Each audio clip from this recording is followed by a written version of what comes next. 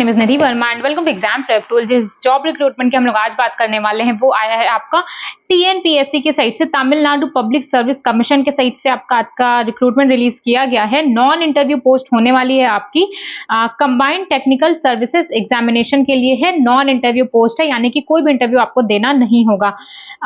Apply करने का सिर्फ एक ही मोड है जो कि ऑनलाइन मोड होने वाला है। और इसके अलावा अगर बात की जाए कि कौन कौन सी डेट इंपॉर्टेंट है, तो स्टार्ट हो रहा है आपका रजिस्ट्रेशन 27th ऑफ मई से आपका रजिस्ट्रेशन ऑलरेडी स्टार्ट हो चुका है। लास्ट डेट होगी आपका 25th of June. 25th last date है, प्रॉपर आपको 1 मंथ का टाइम दिया जा रहा है। करेक्शन विंडो आपका ओपन होगा 29th जून, यानी कि 25 तारीख लास्ट डेट होगी। उसके बाद चौथे दिन से आपका करेक्शन विंडो ओपन हो जाएगा। 29 से आपको 2 दिन का टाइम दिया जा रहा है। 1 जुलाई तक आपका करेक्शन विंडो ओपन रहेगा। बट याद रखिएगा, मैंने हमेशा बोला है कि जब भी कोई भी एप्लीकेशन फॉर्म अप्लाई करिए, जॉब के लिए अप्लाई करिए, कॉम्पिटिटिव एग्जाम के लिए अप्लाई करिए, तो आपका पूरा फोकस होना चाहिए कि कोई भी मिस्टेक आपके एंड से ना हो, कोई भी गलती नहीं होनी चाहिए, क्योंकि अभी आप बहुत ज्यादा छोटे नहीं रह गए हैं कि आप मिस्टेक्स करो। जब भी कोई भी चीज फिल करो तो एक बार क्रॉस चेक जरूर करिए। गलती होने के चांसेस एकदम खत्म हो जाते हैं। अपना नाम सही डालिए, नंबर सही डालिए, ईमेल आईडी सही डालिए, सिग्नेचर्स, जो भी डॉक्यूमेंट्स हैं रिक्वायर्ड, वो सारी चीजें सही तरीके से डालेंगे तो गलती होने की पॉसिबिलिटी नहीं होती। इसके बाद है date and time of examination. तो पेपर 1 में जो सब्जेक्ट होगा वो है Tamil eligibility test, general studies, aptitude and mental ability.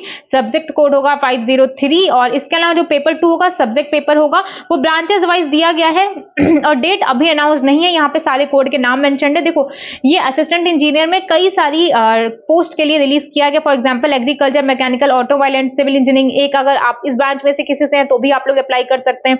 Basic of engineering से हैं तो भी आप लोग अप्लाई कर सकते हैं। इसके अलावा सिविल इंजीनियरिंग से हैं तो भी आप लोग अप्लाई कर सकते हैं।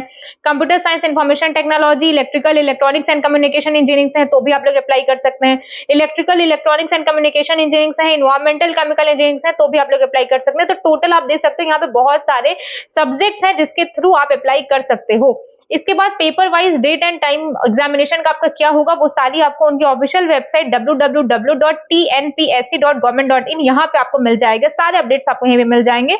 आपको अप्लाई कैसे करना होगा, 1 टाइम रजिस्ट्रेशन होगा, ऑनलाइन एप्लीकेशन आपको सबमिट करना होगा, उनकी ऑफिशियल वेबसाइट पे जाना होगा, वहां जाकर के आप फिल कर सकते हैं। All the requirement by the Tamil Nadu public service commission are purely merit based ही आपका रिक्रूटमेंट होगा। पोस्ट एंड वैकेंसी की अगर बात किया जाए कि कौन सी पोस्ट पे कितनी वैकेंसीज हैं, तो आपको टोटल देखने को मिलेगा। तो टोटल 45 पोस्ट के लिए इन्होंने रिलीज किया है। अगर बात किया जाए असिस्टेंट इंजीनियर में टोटल 64 वैकेंसी है। असिस्टेंट इंजीनियर हाईवेज में अगर आप जाओगे तो 38 वैकेंसी है। देखो, एक तो पोस्ट का नेम है, इसके अलावा कौन कौन से डिपार्टमेंट में आप जाना चाहते हैं, किस ऑर्गेनाइजेशन में आप जाना चाहते हैं, उसके हिसाब से अलग तरीके से इन्होंने वैकेंसी डिफरेंशिएट की हुई है।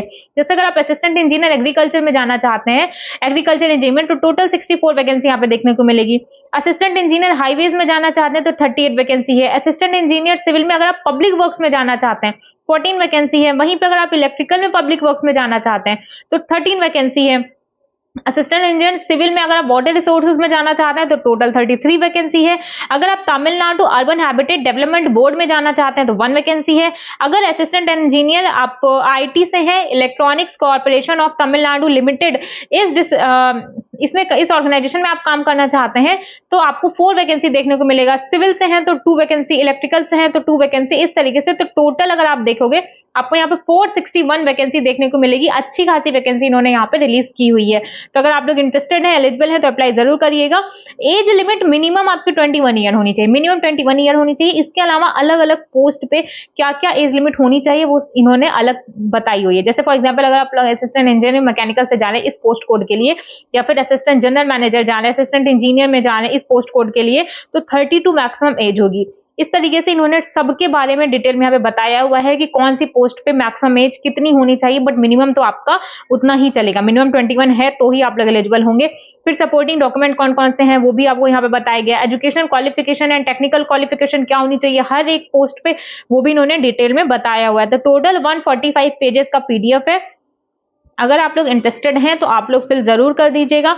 बट एक बात याद रखिएगा कि तमिलनाडु की जो लैंग्वेज है वो आपको आनी चाहिए, फिजिकल एंड मेडिकल स्टैंडर्ड्स जो है वो भी एग्जामिन किया जाएगा। तमिल का नॉलेज होना चाहिए, ये बात इन्होंने यहाँ पे क्लियर कर रखी है। तो ये सारी चीजें थी। अगर आप लोग इंटरेस्टेड हैं तो रजिस्ट्रेशन ऑलरेडी स्टार्ट हो चुका है। उसके बाद 1 महीने का टाइम है, 1 महीने तक आप रजिस्टर कर सकते हैं।